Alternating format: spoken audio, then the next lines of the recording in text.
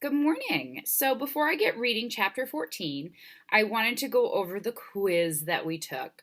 The most important event of chapter 13 was that Luke went outside, that he went out the door to go over to the sports family's house to see if there was a third child. Some of you put that he planned to go outside, and I gave you credit, most credit for that, but he actually went outside. So, we kind of had to distinguish between those two things. So I am going to read chapter 14.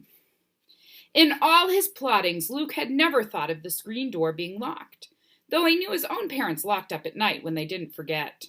The doors at his house had always been open for him, and he'd never been near anyone else's door. Idiot, he muttered to himself. So here again is Luke having low confidence. He's very unconfident about himself. He has a bad self-image. He doesn't really believe in himself. He tugged harder on the door, but couldn't concentrate enough to make his hands work together. Each second that passed made the hair on the back of his neck stand up more. He'd never been so exposed in his entire life. Hurry, hurry, hurry, get out of sight. The door didn't budge. He'd have to turn around now. That was what his brain said. What his hand did was plunge through the screen. He pulled the wire away from the frame and reached through. The screen scraped the back of his hand and arm, but he didn't stop.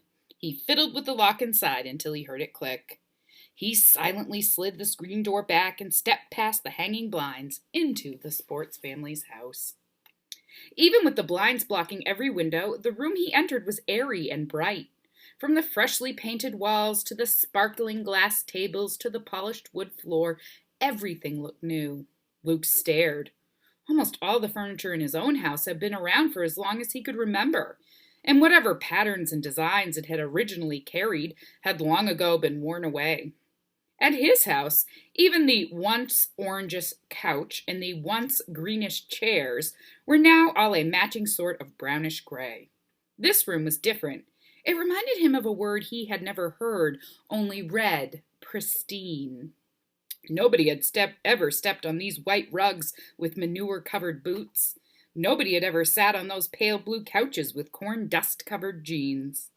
Luke might have stood by the door forever in awe, but someone coughed in another room. And then he heard a strange beep, beep, beep. He tiptoed forward. Better to discover than be discovered. He went down a long hallway, and the beeps had turned into a drawn-out buzz coming from a room at the end. Holding his breath, Luke stopped outside the door to that room and gathered the nerve to peek in. His heart pounded. There was still time to escape unseen, to go back to his house and act normal. To his house and attic and a normal, safe life. But he'd always wonder. Luke leaned forward slowly, moving a fraction of an inch at a time, until he could just barely see around the door. Inside the room was a chair and a desk and a big apparatus that Luke vaguely recognized as a computer. And at the computer, typing away furiously, sat a girl. Luke blinked, thrown off. Somehow he never thought about the sports family's third child being a girl. She was mostly facing away from Luke, and she wore jeans and a gray sweatshirt, not much different from what the sports family brothers always wore. Her dark hair was almost as short as Luke's. But there was something about the curve of her cheek, the tilt of her head, the way her sweatshirt clung or didn't cling to her body. All of that made Luke certain she wasn't like him. He blushed and then gulped. The girl turned her head. Luke croaked. Before he had a chance to think of another word, the girl was across the room and had knocked him down. And then she pinned him to the floor. Her arms twisted behind his back, his face buried in the carpet. Luke struggled to turn his head to breathe.